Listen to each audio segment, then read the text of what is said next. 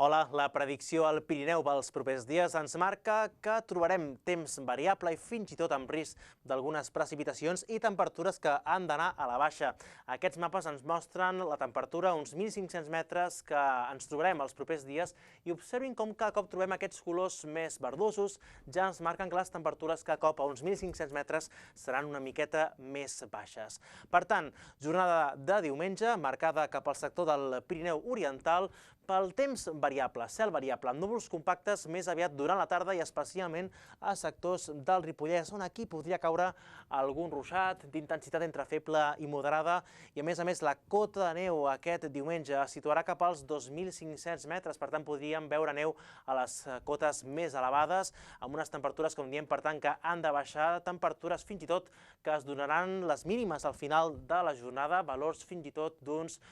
3-4 graus sota zero a les cotes d'uns 3.000 metres i cap a punts del Pirineu Occidental el que trobarem aquest proper diumenge és també un temps bastant tranquil, matí amb força sol, però també hi haurà algunes nuvolades que portaran el cel mig ennuvolat, però en canvi aquí aquests núvols no ens han de portar precipitacions. Observin també aquestes temperatures a punts per damunt dels 2.500 metres es trobaran per sota dels 0 graus i en canvi a zones més fondes, a les capitals de comarca, les màximes poden trobar-se voltant o superant els 15 graus. De cara a dilluns, doncs no esperem grans novetats en el temps, dia marcat pel cel variable en conjunt a tot el Pirineu i núvols de nou més compactes cap a punts del Pirineu Oriental, on de nou a la tarda podria caure algun ruixat de curta durada. L'ambient serà més fresc aquest dilluns cap al Pirineu i per dimarts, doncs, el sol s'imposarà a més sectors. Dia en conjunt bastant estable, potser amb alguns núvols poc importants a punts del vessant nord, també cap a la zona